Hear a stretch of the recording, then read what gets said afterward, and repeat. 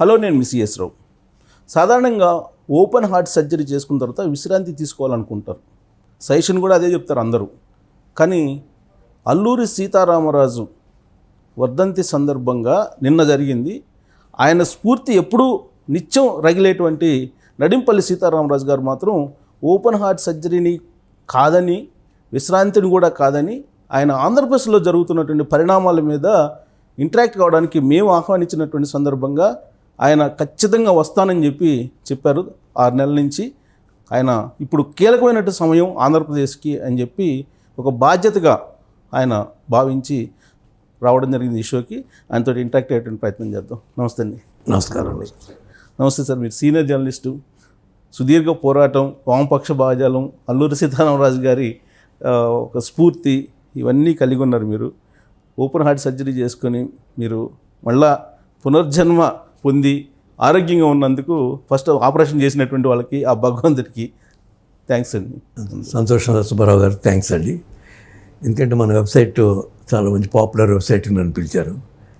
ఇదే నేను after 2 years తర్వాత ఓపెన్గా బయటికి రావటం, నా అనారోగ్య కారణంగా సడన్గా మార్పు చేయటం, మళ్ళీ మీ అందరి ఆశీస్సులతో మీ ముందుకు రావటం జరిగింది. ఇప్పుడు గొప్ప సమయంలో భగవంతుడు నన్ను కాపాడి మళ్ళీ ఒక మంచి రాష్ట్రాన్ని, గొప్ప యోధులు పోరాడినటువంటి రాష్ట్రాన్ని కాపాడుకోవాలన్న ఉద్దేశంతో మీరు ఆహ్వానించినట్టునే అంగీకరించాను. ఇదే నా మొట్టమొదటి ఇంటర్వ్యూ అండి. నిన్నే మీరు అన్నట్టుగా 100వ వర్ధంతి అల్లూరి సీతారామరాజు గారు జరిగింది. గొప్ప బలిదానం చేసినటువంటి వీరుడైన, తెలుగు వాళ్ళకే కాకుండా ప్రపంచవ్యాప్తంగా స్ఫూర్తి ప్రదాత, అగ్నిజ్వాల, మండే సూర్యుడు ఎవరంటే అల్లూరి సీతారామరాజే. అటువంటి విప్లవకారుడు బలిదానం చేసినటువంటి 100వ సంవత్సరంగా మా ఆఫీసులోని ఇతర చోట్ల జరిగినటువంటి కార్యక్రమాలకి వెళ్ళటం జరిగింది. అయితే ఈ సందర్భంగా మన అల్లూరి ఇలాంటి గొప్ప యోధులు మనకు ఇవాళ ఆంధ్రదేశంలో కావాల్సి వచ్చింది. ఏం చేద్దంటే చిన్న వయసులో బలిదానం చేసి 27 సంవత్సరాలకి బలిదానం చేసినటువంటి వ్యక్తి, తుపాకీ గుండెకి ఎదిరెళ్ళి పోరాడినటువంటి వ్యక్తి రాష్ట్రంలో మనకి ఆయన ఒక్కరే కనపడతారు. అలాగే చంద్రశేఖర్ ఆజాద్, మంగళ పాండే, తర్వాత మనకు ఉన్నటువంటి భగత్ సింగ్, రాజగురు, ఈ కోవకు చెందినటువంటి వ్యక్తే అల్లూరి సీతారామరాజు గారు కూడా. సార్, మీరు అల్లూరి సీతారామరాజు గారి మీద ఒక బుక్ కూడా రాశారు. నరేంద్ర మోడీ గారి అల్లూరి సీతారామరాజు విగ్రహ ఆవిష్కరణ సందర్భంగా 2 years బ్యాక్ ఈ బుక్ కూడా రిలీజ్ చేశారు. ఏంటి సార్, మీరు ఆదర్శమా మొత్తం కంప్లీట్గా అల్లూరి సీతారామరాజు గారిని? అది ఒకసారి బ్యాక్ సైడ్ కూడా మీరు చూపించండి.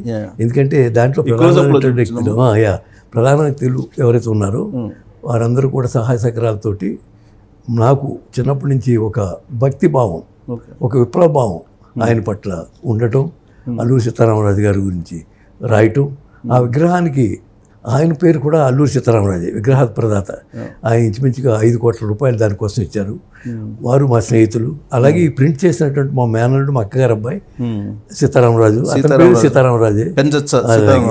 అలాగే అలాగే అక్కడ విప్లవ సమితి సంబంధించిన డిఎస్ఎన్ రాజు గారు అమలాపురం, ఆయన కూడా బ్యాంక్లో సర్వీస్ చేసి గొప్ప సర్వీస్ ఓరియంటెడ్ పర్సనాలిటీ. ఇక అది అట్లా సీతారామరాజు గారి కాంబినేషన్ తోటి ఉన్నటువంటి పుస్తకం అండి. అది ఒక 10,000 కాపీలు మా మేనల్లుడే పెరుమతి సీతారామరాజు రాంబాబు అంటాం, అతనే ఫ్రీగా ప్రింట్ చేసి ఇచ్చారండి. So one of the marvellous book అండి అది. ఎందుకంటే ఎక్కడెక్కడి నుంచో మేము, ఎందుకంటే ముందు నుంచి నా చదువుకున్న రోజుల నుంచి అల్లూరి ఎక్కడెక్కడ ఆయన పోరాటాలు చేశారు.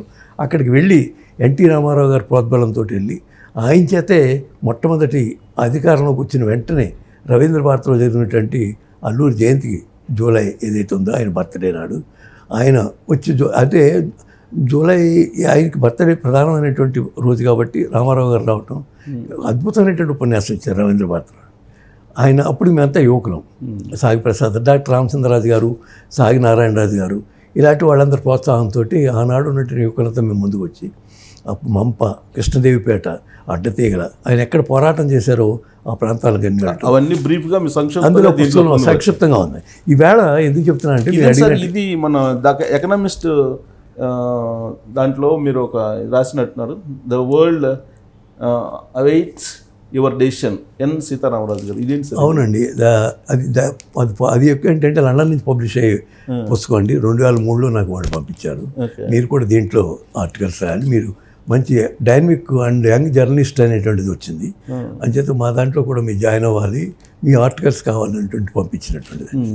అలాగే ఎందుకంటే మీరు అడుగుతున్నట్టుగా మాకు అల్లూరి ఇవాళ మనకు ఆంధ్రప్రదేశ్కి అల్లూరి ప్రతి ఊళ్ళోనే అల్లూరి పట్టాల్సినటువంటి సమయం వచ్చిందండి. అవును, ఆ సమయం గురించి మాట్లాడదాం సార్. ఇది మీకు చలనచిత్ర నంది బహుమతుల ప్రధానోత్సవం, మీరు సభ్యులుగా కూడా ఉన్నారు. అవునండి. సో ఈ చాలా సంతోషం అండి ఇది, ఎందుకంటే 2004లో అది దానికి ఒక ఉన్నత బోర్డు మెంబర్గా ఉండాల్సి వచ్చిందండి. నన్ను కోరి వాళ్ళు పిలిచారు. బాలయ్య గారు, సినిమా యాక్టర్ బాలయ్య గారు, రామారావు గారు పనిచేస్తారు, ఆయన చైర్మన్గా ఉన్నారు. జయసుధ గారు, నేను, ఎస్వి కృష్ణారెడ్డి గారు, మేమందరూ కూడా దాంట్లో ఉండి మొట్టమొదటి 5 అవార్డులు వచ్చినటువంటి పిక్చర్ ఏంటో ఆనంద సినిమా అండి. శేఖర్ కమ్ముని మొదటి సినిమా అది, చాలా మంచి సినిమా. నంది అవార్డులు కూడా మీరు నంది అవార్డు మెంబర్గా. ఇది గిన్నిస్ వరల్డ్ సర్టిఫికేట్ ఒకటి అదే అవును, గిన్నిస్ రికార్డ్ వరల్డ్ రికార్డ్స్ కూడా ఆ సర్టిఫికేట్ నాకు ఇవ్వటం జరిగిందండి. ఎందుకంటే అన్నమయ్యకి సంబంధించినటువంటి ప్రోపగండా సంబంధించినటువంటి కార్యక్రమంలో మేము యాక్టివ్గా పార్టిసిపేట్ చేసాం కాబట్టి ఆ రోజున వారు దాన్ని ఇవ్వటం జరిగిందండి. సో అంటే ఒకేసారి 1 lakh మందిని మొబిలైజ్ చేసినట్టు గొప్ప కార్యక్రమం అండి.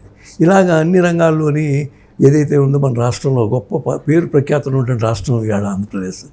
అలాంటి రాష్ట్రంలో ఇప్పుడు స్ఫూర్తి రగిలించాలనే బాగుంది. హార్ట్ సర్జరీ కూడా చేసిన తర్వాత కూడా. సో ఇది మనం నడింపల్లి సీతారామరాజు గారి గురించి ప్రత్యేకంగా నేను అందుకే ఇవన్నీ చూపించి నేను ఇంట్రడ్యూస్ చేయడం జరిగింది.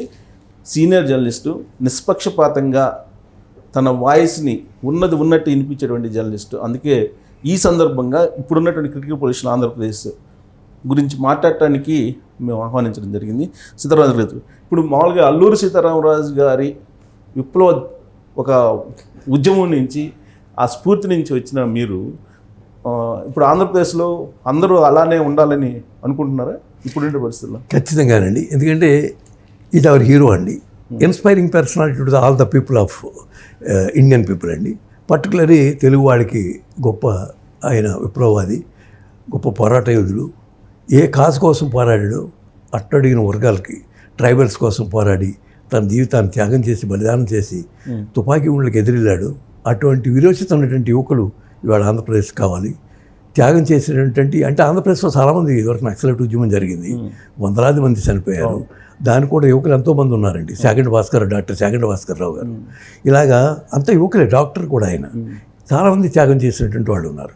వెంపటాపు సత్యం గారు, వెంపటాపు భారతి, వెంపటాపు తామాట గణపతి, చిన్న కురవాడండి. ఇలా ఎంతోమంది త్యాగం చేసిన ఆంధ్రుల యొక్క గౌరవాన్ని మళ్ళీ కాపాడాల్సినటువంటి అవసరం.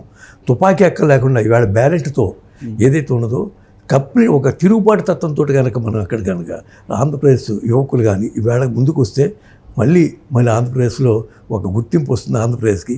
ఆంధ్రప్రదేశ్ ఒకనాడు ఎవరైతే టంగుటూరు ప్రకాశం గారు సైమన్ కమిషన్కి వ్యతిరేకంగా, అప్పుడు మనం ఉమ్మడి ఆంధ్రప్రదేశ్ అండి, తమిళనాడు, మహారాష్ట్ర, మన అంటే సంయుక్త రాష్ట్రాల కింద ఉన్నాం మనం, ఉమ్మడి రాష్ట్రాల కింద. అందులో భాగం అక్కడ ఉన్నటువంటి మనకి చెన్నై రాజధాని, అప్పుడు చెన్నపట్నం అనేవారు, అప్పుడు రాజధాని ఉన్నప్పుడు ఆయన సైమన్ కమిషన్కి వ్యతిరేకంగా గొప్ప పోరాట యోధుడైనటువంటి టంగుటూరు ప్రకాశం గారు తన యొక్క చొక్కాన్ని చింపుకుని ముందులన్నీ కాల్చి తర్వాత ఉన్నటువంటి వాళ్ళందరినీ కాల్చమని చెప్పినటువంటి పిలుపు ఇవాళ ఆంధ్రప్రదేశ్కి వర్తిస్తుందండి. అలాంటి పరిస్థితి ఉందంటారు ఇప్పుడు అంత ఇవాళ కావాలండి. అటువంటి పిలిపించేటువంటి నాయకుడు కావాలి, అటువంటి పిలిపించే నాయకుల్లో యువక నాయకులు కావాలి. పవన్ కళ్యాణ్ అన్నట్టు వాళ్ళు ముందుకు వచ్చారు, ఎంతో గొప్ప విరోచితంగా పోరాడుతున్నాడు పవన్ కళ్యాణ్. అటువంటి విరోచితం ఉన్నటువంటి మనస్తత్వం ఉన్నటువంటి వాళ్ళు మన ఆంధ్రప్రదేశ్కి ఇవాళ కావాలండి. అలాగా ఏం చేతంటే, లేకపోతే మన ఆంధ్రప్రదేశ్ ఉన్నటువంటి గడ్డు పరిస్థితిని చూస్తుంటే, ఎందుకంటే చాలా దుర్భరమైనటువంటి విచారకరమైనటువంటి మనం మాట్లాడగలిగినటువంటి పరిస్థితి ఇవాళ ఆంధ్రప్రదేశ్లో సిగ్గుతో తల వంచుకోవాల్సిన పరిస్థితి ప్రపంచంలో. రాజధాని రాష్ట్రం ప్రపంచం లేదని ఉంటే ఆంధ్రప్రదేశ్ ఒకటి. ఎందుకంటే 5 సంవత్సరాలుగా రాజధాని పేరే లేకుండా చేసినటువంటి వ్యక్తి అక్కడ పరిపాలన చేస్తున్నప్పుడు అక్కడ ఉన్నటువంటి ఆ ప్రజలు పోరాటాలు చేస్తున్నారు. అక్కడ ఉన్నటువంటి మహిళలు పోరాటం చేస్తున్నారు. వాళ్ళ పోరాటాలను కూడా అడ్డుకుని వాళ్ళని జైల్లోకి పంపించి ఈ అరాచకమైనటువంటి బ్రిటిష్ వాళ్ళ దగ్గర ఉన్న డయ్యర్ కన్నా, డయ్యర్ ఎవరైతే ఉన్నాడో, మోసీ డయ్యర్ ఎవరైతే ఉన్నారో ఆ డయ్యర్ కన్నా అవి అంటే పోలీస్ వ్యవస్థలో చిన్నాభరణం చేసినటువంటి వ్యక్తులు, అటువంటి డయ్యర్లు ప్రతి పోలీస్ స్టేషన్లోని వాళ్ళు తయారయ్యారు. అంచేతను ఇటువంటి శక్తులన్నిటిగా వ్యతిరేకంగా ఒకనాడు మేమంతా ఆంధ్ర ఉద్యమంలో వెంకయ్యనాయుడు గారి మేమంతా జయాంధ్ర మూమెంట్లో పార్టిసిపేట్ చేసాం. తుపాకీలకు ఎదురే వెళ్ళామండి. బెదవాళ్ళు కాల్పు జరిగితే ఆ రోజు దుర్గాప్రసాద్ గారిని ఇలా తెనాల్లో కాల్పు జరిగితే 100 మంది జయాంధ్ర మూమెంట్ కోసం చనిపోయటం జరిగిందండి. అప్పుడు వెంకయ్యనాయుడు గారు జయాంధ్ర ఏదైతే ఉందో స్టూడెంట్ మూవ్మెంట్ దానికి యాక్షన్ కమిటీకి తెన్నేటి శ్రీనాథ్ గారు ఉన్నటువంటి నాయకత్వంలో వెంకయ్యనాయుడు గారు ఆయన కన్వీనర్గా ఉంటుందండి. ఇది నీ జిల్లాకి జాయింట్ కన్వీనర్గా ఉంటుందండి ఇది.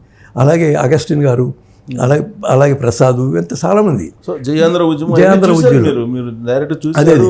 ఎందుకంటే మేము ఒక ఆంధ్రప్రదేశ్ ఏర్పడాలి, ఒక గొప్ప రాష్ట్రం ఏర్పడాలనే ఉద్దేశంతో ముందుకు వచ్చినటువంటి వ్యక్తులు అండి. మేము కాల్పులు కూడా భయపడలేదు. ఆ రోజు ఎన్నోసార్లు కాల్పులు జరిగినాయి, అయినా సరే ముందుకెళ్ళినటువంటి పోరాటం చేసినటువంటి ఆయన్ని వెంకటనాయుడు గారిని మమ్మల్ని అందరూ మేసా కింద అరెస్ట్ చేశారు.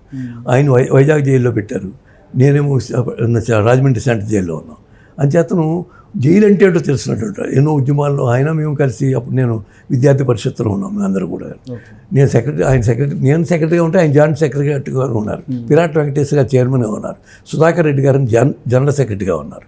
ఇలా మేము పనిచేసిన వాళ్ళందరూ ఈ వేళ బతికే ఉన్నాం. వెంకయ్యనాయుడు గారి ఆయన ఉపరాష్ట్రపతి చేశారు కాబట్టి కొన్ని కండిషన్స్లో మాట్లాడలేని పరిస్థితి ఉంది కాబట్టి ఆయన తెలుగు భాషా ఉద్యమంలో నిమగ్నమై ఉన్నారు కాబట్టి ఒకప్పుడు మంచి పోరాటం చేసి రాష్ట్రం కోసం, తెలుగు వాళ్ళందరి కోసం పోరాటం చేసినటువంటి వ్యక్తులు ఈవేళ మాట్లాడలేనటువంటి పరిస్థితులు ఉండకూడదనే ఉద్దేశంతో మేమంతా కూడా బయటకు రావాల్సి వచ్చింది.